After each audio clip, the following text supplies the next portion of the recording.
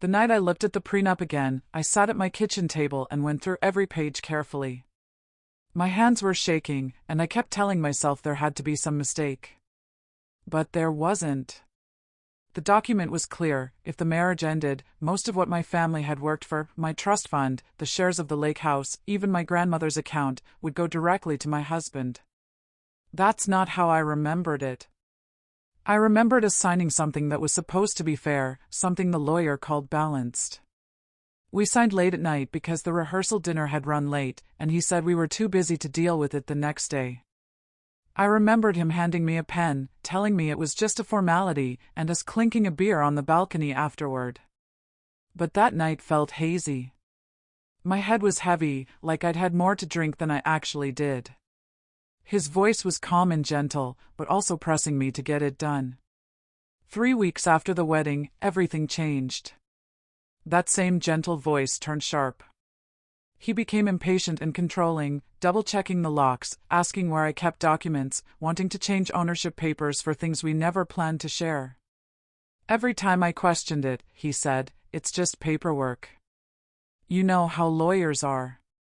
And then one day, out of nowhere, he brought up divorce. Not like it was an argument, but like it was already part of the plan. That's when I went hunting for the past on paper. I pulled down the fire-safe box, reached under the passport sleeves, and there it was, a copy of the prenup I had signed the night before our wedding, notarized, stamped, smug. I read the words 3 times. Then I read them aloud, because sometimes your ears understand what your eyes will excuse. On page 3, section 7 through the punch, a waiver of independent counsel acknowledged and accepted by both parties. I had counsel. I'd CC'd her on emails for weeks. I scrolled my phone, those threads were real. But beside the waiver line, in a hand that slanted like mine when I'm half asleep, my name curled obediently. Seattle trains women like me to narrate our inner life, therapy Tuesdays, book club Thursdays, a yoga instructor who could name my fear in Sanskrit. I had a vocabulary for doubt. I didn't have one for waking up inside a contract that had eaten me whole.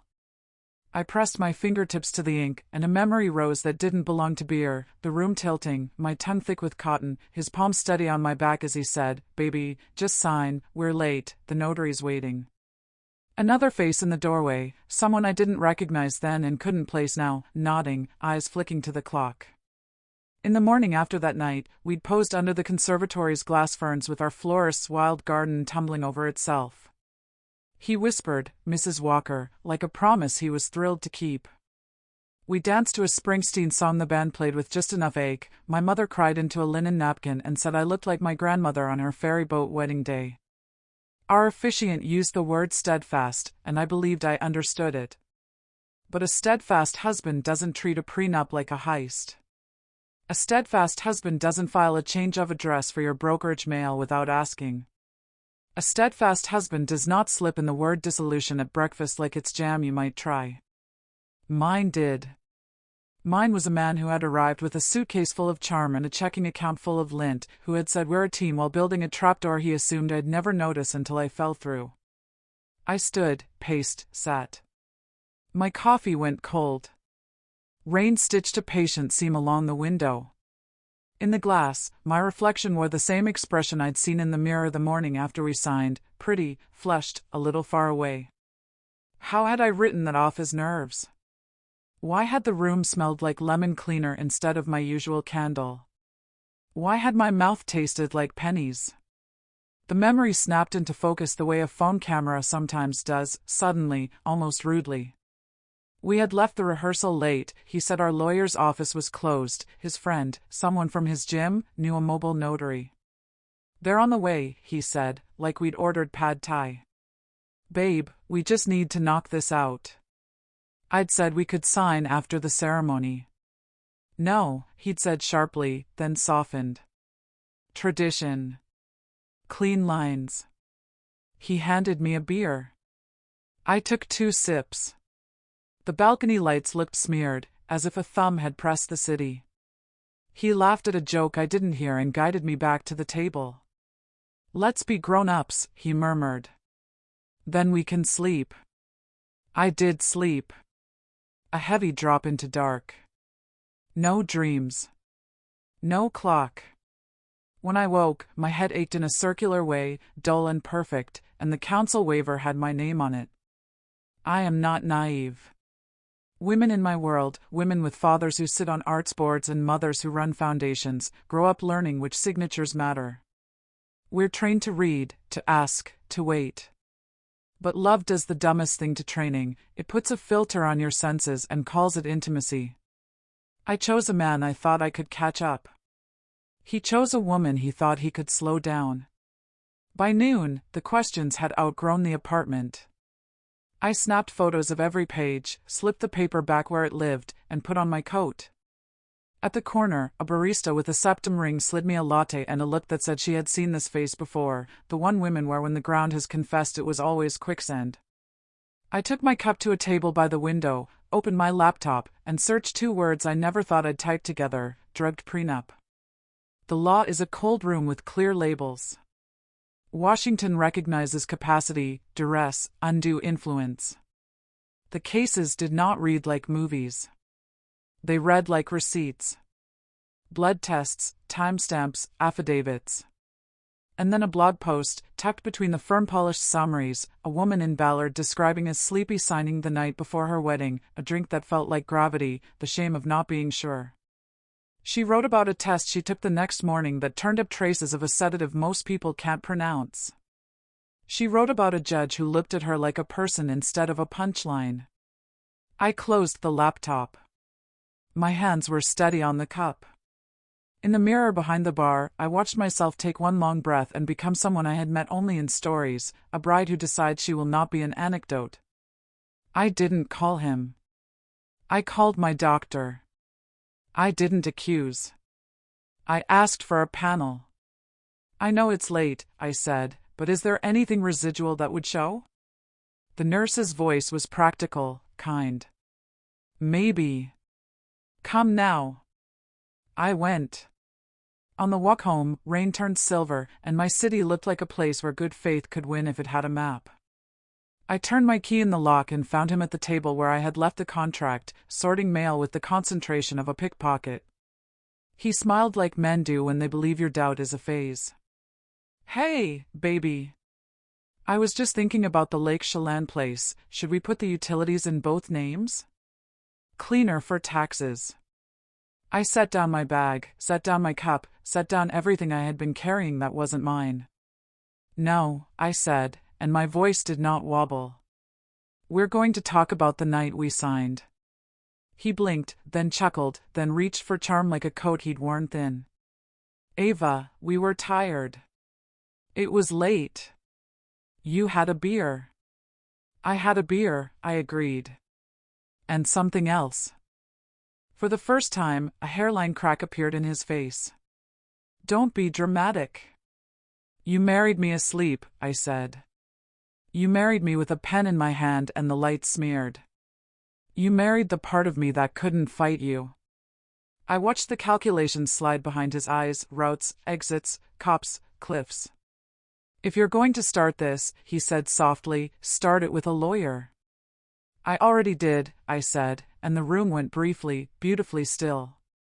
Outside, a bus exhaled at the corner, doors opening to let out people who would get to keep their names, their houses, their hours. I looked down at the paper one last time, memorized the shape of my own signature, and understood with a quiet certainty that would eventually change my life, this is not the end of the story. This is the first sworn statement. The next morning I sat in a waiting room that smelled like sanitizer and raincoats, flipping a clipboard form over and over in my hands. The nurse called my name gently, the way you call a child from the top of the stairs. I followed her to a narrow room, rolled up my sleeve, and let the vials fill. The band tightened, the needle slid, and I thought how strange it is that proof of betrayal can ride in your veins like any other passenger. Results take a few days, she said, her voice the same one she probably used on patients asking about cholesterol. We'll call you. Days. The word stung. He had already started circling like a man rehearsing exits. At dinner that night, he pushed food around his plate and asked, casually, about splitting assets in a fair way. He said fair the way lawyers do when they mean to my advantage. I swallowed my fury with rice. I didn't argue. I learned long ago, debate team, family dinners, campaign internships, that sometimes silence is not surrender but surveillance. He mistook it for weakness. That was fine. When he went to shower, I pulled the prenup back out. Section 12, Waiver of Claims Against Intoxication. My breath hitched. He'd thought of everything. He had written my fog into the document like he'd written his name. The audacity made my chest feel hollow. And yet, under the legalese, I saw something else: paranoia. Only guilty men build clauses for crimes they swear they didn't commit. I thought about our courtship. The beginning had been cinematic: a scholarship gala on Bainbridge Island, him working the bar as a temp, me in a silver dress my mother called old money armor.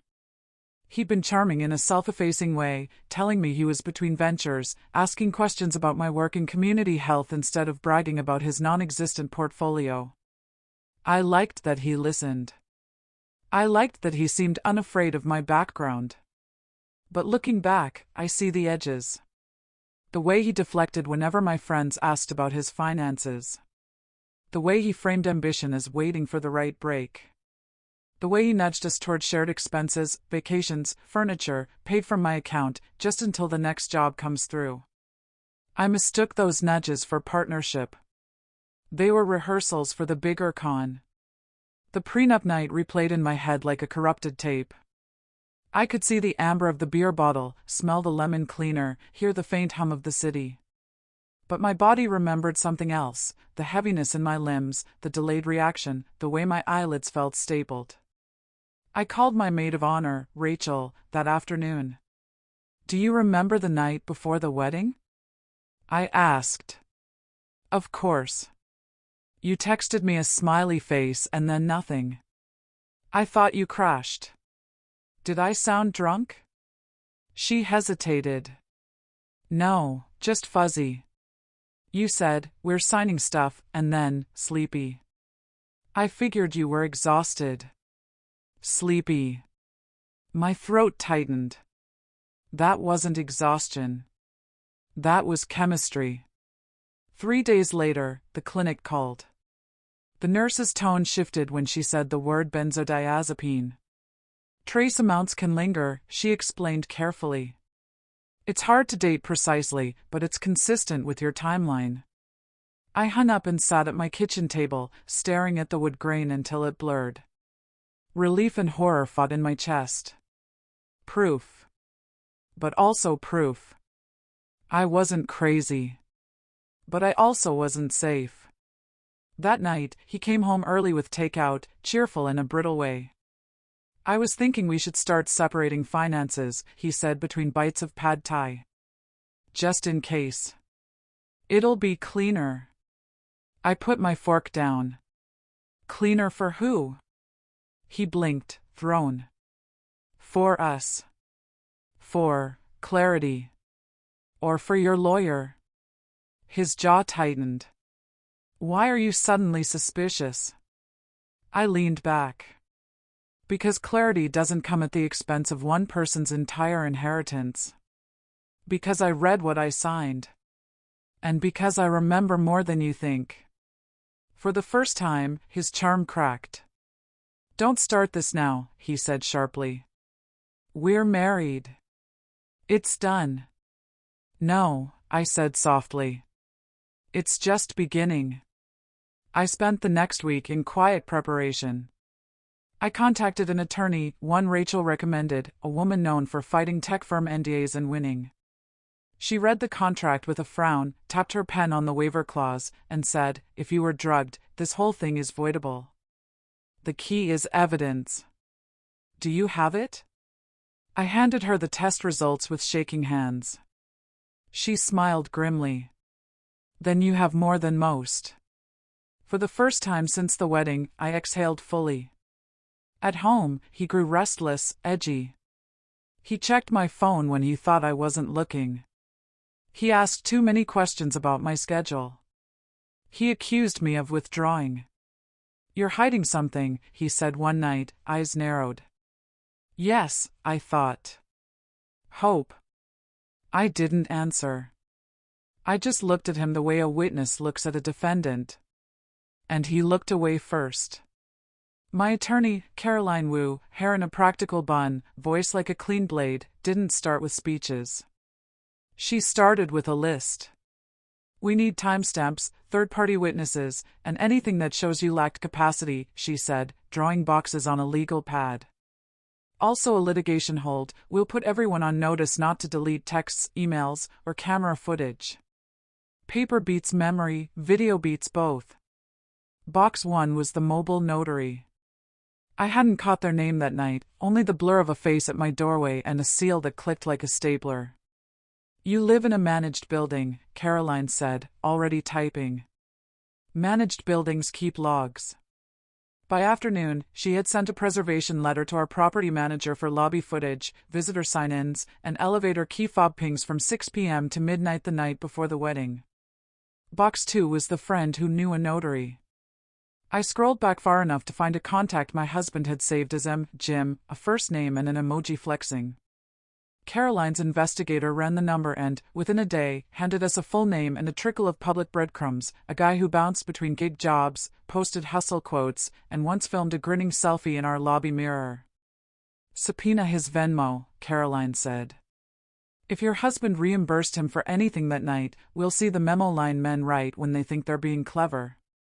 Box 3 was transportation. I remembered the notary mentioning waiting on a driver. My email found it for me, a receipt from a rideshare company, timestamp 10:58 p.m., pick up at our address, drop off in South Lake Union. Good, Caroline murmured. We'll request the driver note and dashcam if their policy stores any. Even a line like client seemed out of it moves a judge. The building footage came first. In the grainy black and white, we watched future me open the door at 10:12 p.m., barefoot, hair down, swaying half a breath too long between movements. My husband stood behind me, composed. The notary entered with a messenger bag. 2 minutes later, Jim Friend slid in on the same door, no signature in the log. The elevator camera caught us all, me leaning against the back rail, eyes half-lidded, the notary studying the clipboard, my husband glancing up to look directly into the lens and then away. Watching it made my skin hum like I'd put my hands on a live fence. It wasn't dramatic. That was the worst part. It looked ordinary, the way so many wrong things do when you don't know the caption. Capacity, Caroline said quietly, freezing on a frame where I struggled with the pen. And corroboration. We served preservation notices on the notary and Jim Friend. The notary, perhaps terrified, perhaps decent, produced a copy of the journal page, our address, time in, time out, my signature, his seal. He also gave us something he didn't have to, a text thread with Jim Friend in which the friend wrote she's super sleepy lol and the notary replied need her awake to sign clean. My stomach flipped. Caroline did not smile, she only underlined the words awake and clean as if she were marking venom in a field guide. The clinic sent a clinician's affidavit explaining the benzodiazepine panel and a paragraph about residual detection windows. Dry language, devastating effect. Caroline added it to a stack she called your spine. At home, my husband's restlessness hardened into tactics. He floated trial separation, suggested I stay at my parents' house to get space, hinted that lawyer costs get ugly fast. He knocked on my office door and said, "Can we at least agree to keep this private?" I thought of every woman who'd been asked to keep harm tidy and quiet. No, I said, and turned back to my computer. Caroline filed a petition to invalidate the prenup on grounds of incapacity and undue influence, attached the test results, the video stills, and the notary texts, and, with the same stroke, filed for temporary financial restraints, the automatic orders that tell both spouses not to move money, change titles, or go shopping for new assets while the court watches. He can't clean up anything now, she said. If he tries, the judge will enjoy meeting him early. Service happened on a wet Tuesday. A process server met him outside our building with an envelope and a polite, "For you." He took it like a man lifting the hood on a car he knows will not start. That night he came home with the damp papers curled in his fist. "You did this," he said, voice shredded. "To us." "You did this to me," I answered, and the distinction sat between us like an anvil. The motion calendar put us in King County Superior Court 3 weeks out. In the space between, we gathered the quiet pieces that make a case loud: Rachel's sworn statement about my sleepy signing text, a time-stamped photo my neighbor had snapped in the hallway that night, me barefoot, hair misplaced, my husband guiding my elbow, a receipt from the corner store where Jim friend had bought lemon seltzer, and an over-the-counter sleep aid at 9:42 p.m. Was it the drug? Maybe not. Was it a pattern? Judges read patterns. Every evening I wrote a contemporaneous diary at Caroline's insistence, what I remembered, what I felt, what he said. "Judges believe people who make records while bleeding," she said. "Not people who remember after the verdict." He grew careful, as men do when the room starts recording. He spoke in phrases scrubbed of pronouns. He laughed too loudly at nothing. He left a browser tab open to an apartment listing in Ballard and then shut it when I walked in, like a teenager caught halfway through a lie. When we passed each other in the kitchen, our bodies did a choreography I didn't recognize: avoid, adjust, avert. In the quiet, my anger cooled into something sterner: resolve. There is a fury that burns. There is also a fury that builds. The last piece arrived like a postcard from a stranger. The rideshare company produced the driver's trip note. He'd written, 3 passengers, 1 female very drowsy, male helped her to door. No concerns, tipped cash. No concerns. To him, it had been a scene, not a story. To a judge, it was a witness. On the Sunday before our hearing, I walked Volunteer Park and rehearsed telling the truth without apology. The dahlias exploded in municipal color, indifferent to wealth, lawyers, vows. I sat on a bench and called my mother. "I'm afraid," I said. "And I'm ready." "That's what grown means," she answered. Being both and walking anyway. When I turned the corner toward home, I saw my husband through the cafe window, talking to Jim friend.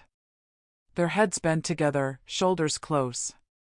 He spotted me, flinched, half stood, sat. I considered going in. I didn't. I am not in the business of saving men from the consequences of camera angles. That night, I stacked the exhibit binders on the dining table, tabs neat, edges square, the way my grandmother taught me to fold linens you plan to keep forever. Caroline texted, "Wear something you can breathe in. Bring water. Let the paper do the punching."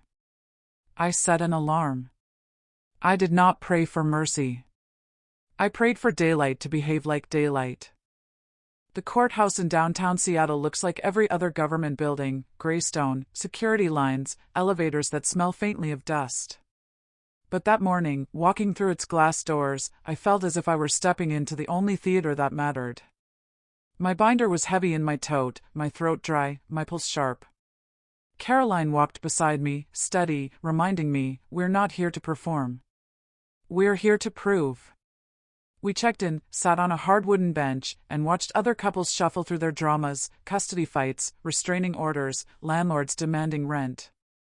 I wanted to hug every woman who stared at the floor while men whispered too close to their ear. But I held still, knees pressed together, because my roll was about to be called.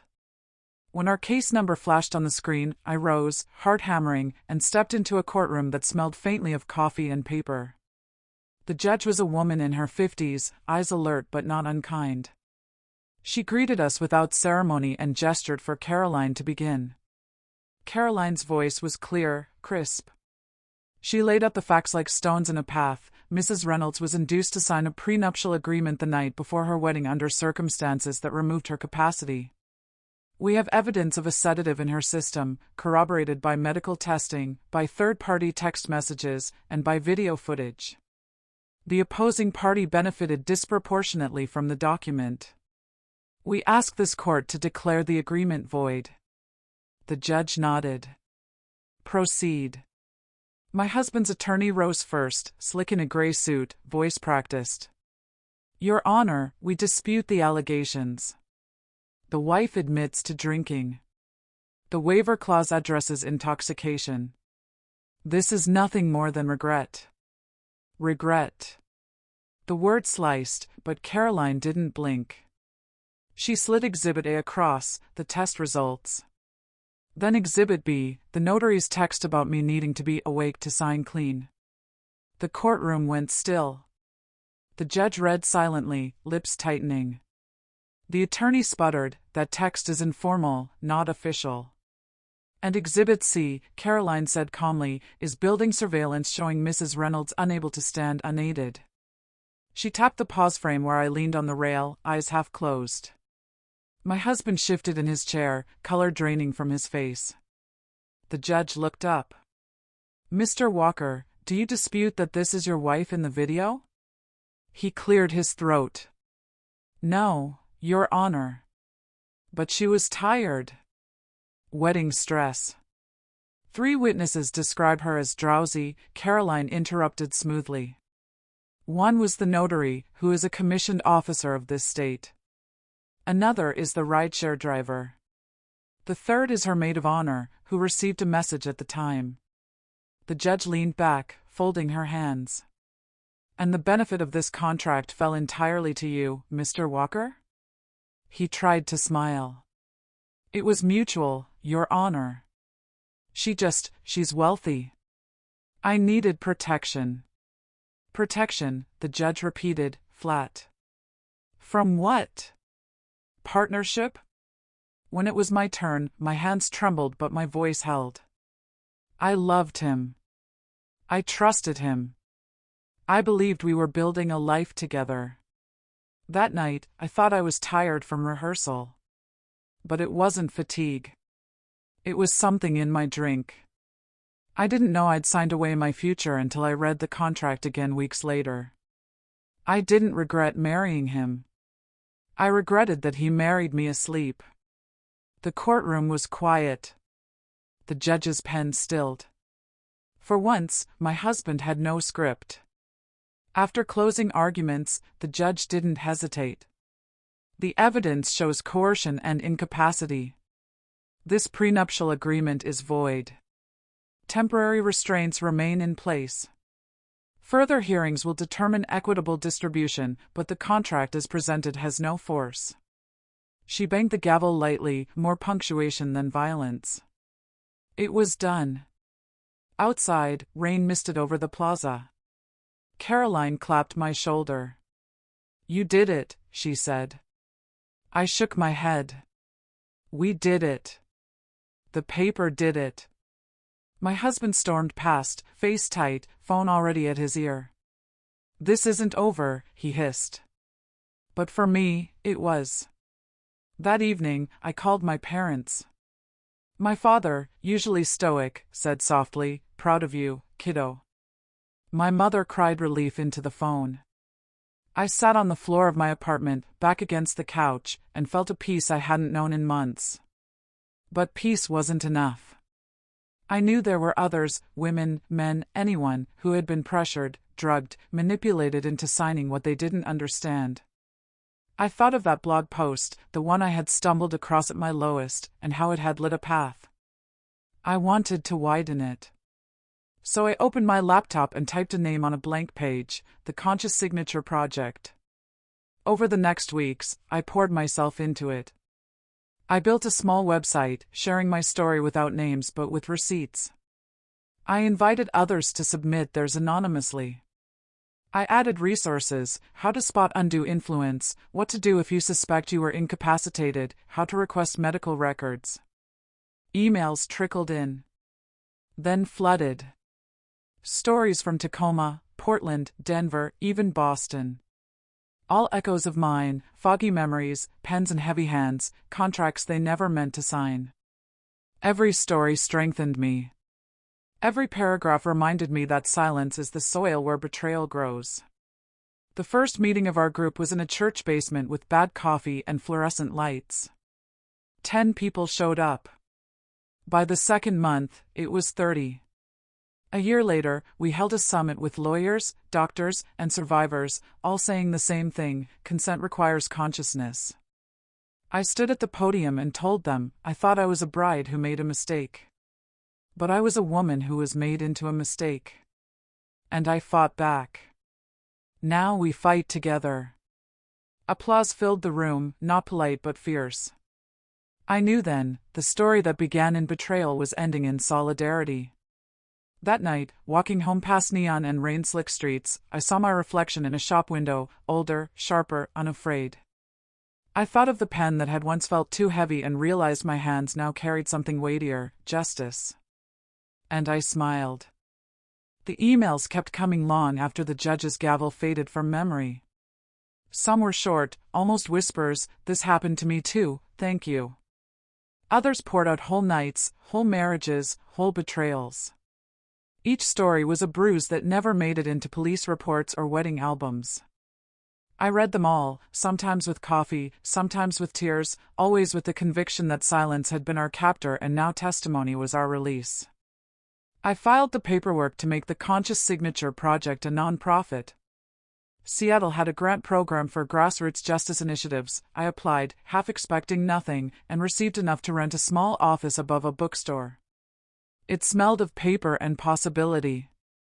Volunteers came, a paralegal who had once been cornered into signing an NDA, a nurse who understood pharmacology, a social worker who could listen without flinching. We made a hotline, not sleek, just a prepaid cell phone on a desk. But when it rang, it felt like the world was shifting. I gave interviews, local radio, then regional papers, then a morning show that paired me awkwardly between a cooking segment and a sports recap. I told the same truth each time: consent requires consciousness. No signature is valid if the signer is impaired. Viewers wrote in. Legislators called. A state senator invited me to testify on a bill strengthening protections against coerced contracts. I sat under fluorescent lights again, but this time with a microphone, and said, "I am not here as a victim. I am here as evidence." Meanwhile, my husband faded from my story. His attorney filed motions, stalled, tried to appeal. The higher courts declined to touch what the lower court had called egregious. He moved out of state eventually. I heard through a friend of a friend that he was trying real estate in Nevada. I did not follow. I had built my own map. One afternoon, months after everything, I ran into the notary downtown. He looked older, heavier, guilt carving his shoulders. He stopped me, words spilling, "I'm sorry. I shouldn't have let it happen. I was scared. Your husband pressured me. I wanted the fee." I studied him, this man who had clicked a seal and watched me nod off. "You can help now," I said simply. "Volunteer with us. Teach people what a notary should never do." His eyes widened. He said yes. That was victory enough. The first anniversary of my would-have-been wedding fell on a Saturday drenched in light. Instead of wearing a dress, I wore jeans and a t-shirt printed with our nonprofit slogan, "Don't sign asleep." We held a community fair in Volunteer Park, with booths offering free legal consultations, medical screenings, even a calligrapher writing people's names beautifully to remind them signatures should be art, not traps. Children ran between tables, their laughter louder than any courtroom silence. At the end of the day, as volunteers packed folding chairs, Rachel hugged me. "Do you realize what you've built?" she asked. I looked around, survivors swapping contacts, a senator shaking hands with a nurse, a teenager snapping a photo of our banner to post online. "Not built," I said quietly. "Rebuilt." I took rubble and made a foundation. That night, alone in my apartment, I opened the shoebox where I had hidden my vows, the ones I'd written before everything. The paper had yellowed slightly. The words still sang of partnership, of forever, of faith. I read them aloud to myself, then folded them neatly and slid them back. They weren't wasted. They were proof of who I was before betrayal, and who I refused to stop being after. I poured a glass of water, stepped onto my balcony, and looked out at the skyline. The city gleamed, glass towers catching the last of the sun, the streets below humming with ordinary life. Somewhere, couples were clinking glasses, signing papers, making promises. Somewhere, others were waking up to truths as bitter as mine had been. I lifted the glass in a silent toast to them. To the ones who will not be silent, who will not be signed away in the dark. Because my story did not end in fog. It ended in clarity. And clarity, once claimed, is contagious. If anyone asks now who I am, I don't say a woman whose husband betrayed her. I say, I'm Ava Reynolds, founder of the Conscious Signature Project. And I am wide awake.